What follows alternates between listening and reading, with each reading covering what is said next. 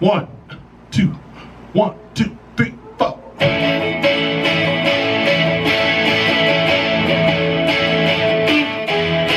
Moving from Miami to the USC, didn't get to bed last night. On the way, the paper bag was on my knee. Man, I had a dreadful flight. I'm back in the USSR. Don't know how lucky you are, boy. Back in the USSR. Well, the Ukraine girls really knock me out. They leave the West behind. And Moscow girls make me sing and shout. And Georgia's always on my mind. Been away so long, I hardly knew the place. Gee, it's good to be back home. Leave it till tomorrow to unpack my case. Honey, disconnect the phone. I'm back in the USSR. Don't know how lucky you are, boy. Back in the USSR. Well, the Ukraine girls really knocked me out. They leave the West behind.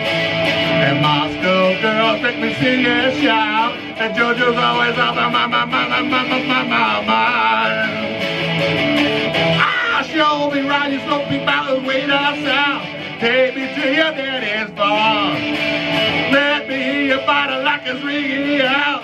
Come and keep your car and whoa, I'm back in the USSR.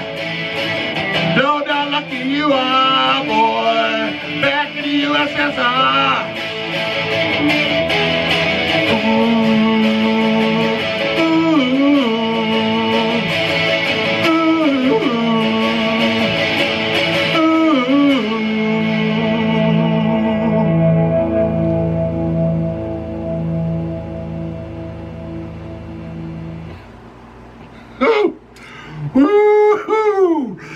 Back in the USSR,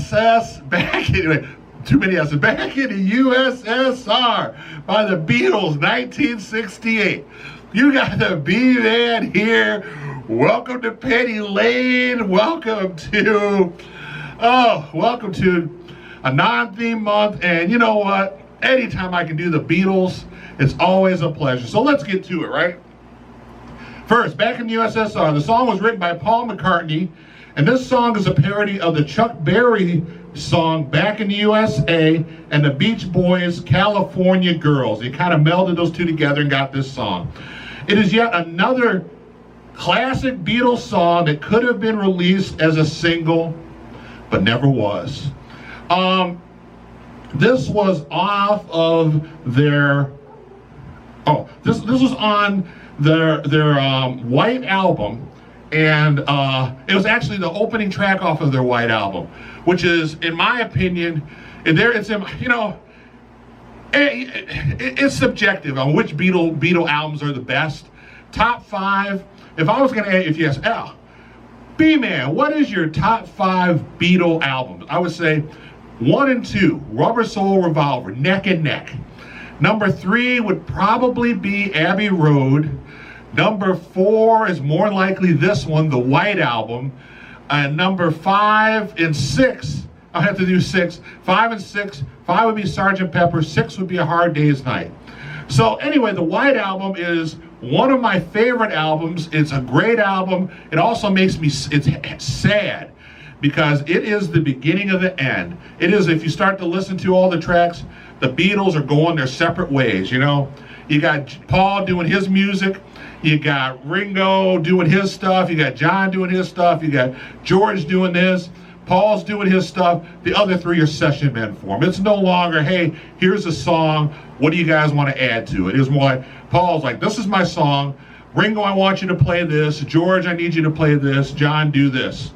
So, in fact, on this particular song, Paul played the drums on this track because Ringo temporarily quit the band during the recording because he became tired of Paul's criticism of his drumming.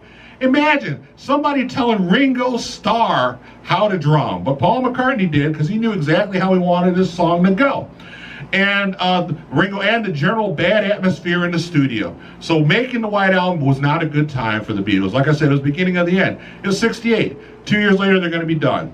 Of course, the Beatles, origin Liverpool, England, genre that they fall under, rock, pop, beat, and psychedelic. Years active, 56 to 70, if you're talking about when John first invited Paul into his band, the Quarrymen, or 62 to 70 if you're talking about just the recording years. Awards, 7 Grammy Awards, 4 Brit Awards, 1 Academy Award, and they were inducted in the Rock and Roll Hall of Fame in 1988. Music charts, they hold the record for the most #1 albums on the UK charts with 15, and the most #1 singles on the US Billboard Hot 100 chart with 20. And output during the course of their career, and it's like an 8-year recording career, they put out 13 UK albums, 17 US studio albums, and 63 singles. And they are the best-selling music act of all time with an estimated sales between 600 million and 1 billion records worldwide. So no one's ever going to outsell them. I mean, I know Taylor Swift is tearing it up right now. She's not going to reach that kind of quantity. They're just the greatest band ever, you know? So, which is what I always say, the greatest band ever. So hopefully you enjoyed mine. And who we got here? Oh my God, we got Renee. You're like, Renee? Yeah, look at this. Renee. What? That's right. Nice, brand new to me, 12-string Rickenbacker, and boy did she sound great on this. Couldn't wait to introduce her to you guys. Couldn't wait to play her. Of course, I had to take her to Plots first, let him Plot to do his stuff, you know. He's fixing the frets, you know, sanding them down, getting them smooth, polishing them up, doing the fretboards, the body. Oh, I mean, look at her. Beautiful. Thank you so much, Plots. Thank you so much for always, you know, it's the best thing. It's awesome to have a guitar guru in your pocket. So you get a guitar, it's darn near perfect, and maybe some minor things going on with it. I take it to Plots. He can fix it right up. Anyway, that's really all I got. So don't forget to tune in next week. Check out Plots on Wednesday at 1 p.m. in the pit. Swing back here on Saturday. Check me out for my next rockin' tune. Like I said, I'm going to be rocking all month. Next rockin' tune on Saturday at noon. So I guess until next time, peace out. Live long and prosper.